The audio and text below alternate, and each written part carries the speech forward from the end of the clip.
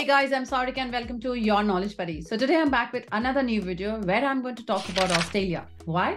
Because on 2nd of September 2022, they announced that they need more people and hence they have increased the number of migrants to 195,000 more than the original number. So it means if you're eligible, you have a good chance to get PR in Australia directly. So if you're interested to move to Australia, make sure you keep watching the video till the end as I'm going to talk about the point-based system, the eligibility criteria, and how you can get your PR. So without any further delay, let's get started.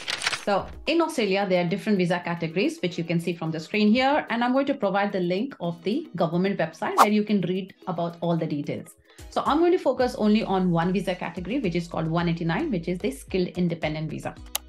Now, who needs this visa? So this visa is targeted for anyone who can work for skilled jobs. So their skilled jobs, they have a certain list of jobs where you need to be eligible to apply for this visa. So at the moment, there are around 212 jobs which are listed under this visa categories.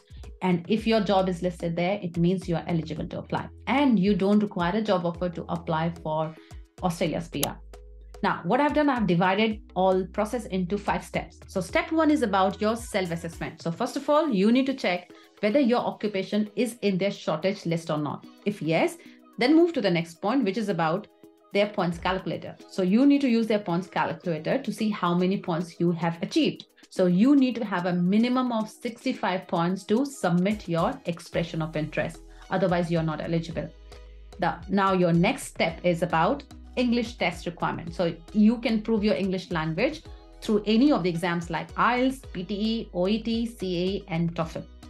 And the second bit is about the skill assessment. So say if you're from India, Pakistan, and if your studies are done in your own country, so they have their own skill assessment authority who wants to compare your degree, which you have done in your country, and see whether it's matching to the standards of Australia. So it's very similar to the UK's NARIC system, which is ECCTIS, which compares your foreign degree and see whether it's matching to the UK standard. And they give you a certificate, which you can use for the different visa categories in the UK. In the same fashion, their skill assessment authority does the same thing. The only difference that I have seen in the UK, there's just only one NARIC body, which looks at all the certificate irrespective of whichever job you are from. But in Australia, for different job categories, they have a different body where you need to submit your documents for verification, which I'm going to show you in the demo. Now, step 3 is about submitting expression of interest in their system, which is called as Skill Select. And step 4 is about waiting. And if you receive invitation to apply, which is ITA, you should start gathering all your documents. And once you have done that, you can move to step 5, which is about applying for visa within 60 days of invitation. With that, now let's move to the demo bit. But before I start, I know study abroad planning can be a bit intensive and overwhelming with so much to do. But it can be made simpler with trusted online platforms like Leap Scholar. Right from course selection and college shortlisting to visa counseling, they offer expert guidance every step of the way. They are also the world's largest end-to-end study abroad platform trusted by over 2 lakh students. With Leap Scholar, you get access to a vast range of services like quick 5 minutes counseling, personalized course selection and college shortlisting, SOP writing, IELTS preparation, visa application, financial planning, scholarships, and much more. They truly make study abroad planning fast and simple. Check out their website to know more. I have left the link in the description for you. So without any further delay, let's get started with the demo. So this is the official website of the Australian government where you can see all the visa categories which I was talking about. And if you scroll further here, you can give the job name if you want, and then you can select the visa. So like I said, this is demo for 189. So I'm going to just select 189 here. And once I've selected my filter, you can see there are 212 jobs which are under this visa category. So if you scroll further, you can read all the details. So for this example, say you are an accountant, you can see your code. And then you can see you are eligible for different visa categories, not only 189, but different categories as well. And then you can see which is your assessing authority. Like I said, for Australia, there are different assessing authorities. So here are 3 assessing authority. And then you need to click on each of this and then submit your document. And if you scroll further, you can check whether your job is there or not. I have already had a quick look and almost all the jobs that I can think of, I had found here. So make sure when the links are provided in the description, you can go through this huge list and see whether your job is here and all. So almost everything is here that I could think of. Now let's move to the skills assessment. So like I said, you need to get your documents verified and whether it's comparable to the Australian standards or not. So you need to click on details, and when you click on it, you'll be taken to this details page, and then they have the name of the body along with the full name and then the address. So say you are an architect and the governing body is AACA. And then you need to click on this, which is a page like this. And here you need to create your account and then upload your document. And also you need to submit some fees. And after the assessment, they will give you a certificate, whether it's positive or negative. If it's a positive, you can use this certificate. Otherwise, if it's negative, you are not eligible. Now let's move to the next one, which is about points table for skilled independent visa, which is 189. So here, this is the summary page.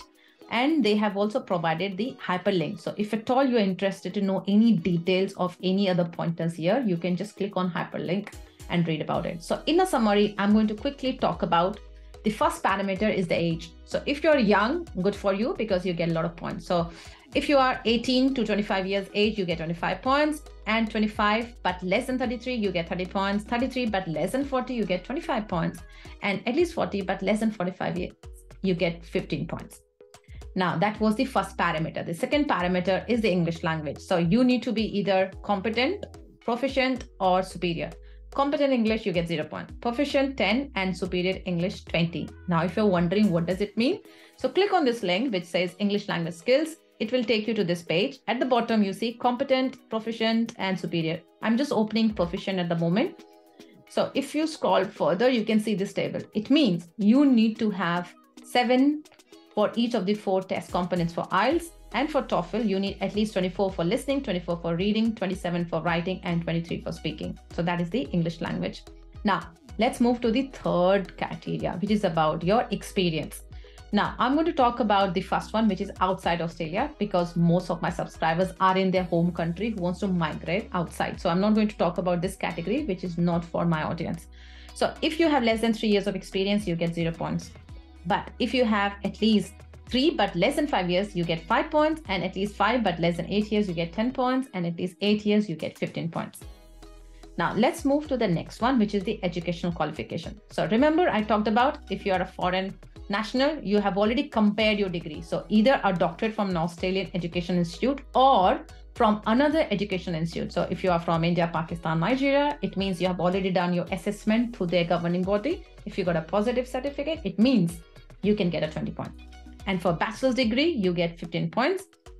Diploma, you get 10 points. And if you have any attend qualification or award recognized, you get another 10 points. Now, if I scroll further, they have talked about more in detail about which recognition of the qualification.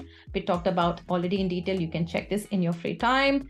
And then I'm going to move to the next one. So this is very important. Now, again, if you have any specialized certification in any of these categories, you can get 10 points. Either you are from natural and physical sciences, information technology, engineering, and related technologies, definitely you can get 10 points. So check out the details of what certification, which is available, and whether you can get 10 points or not.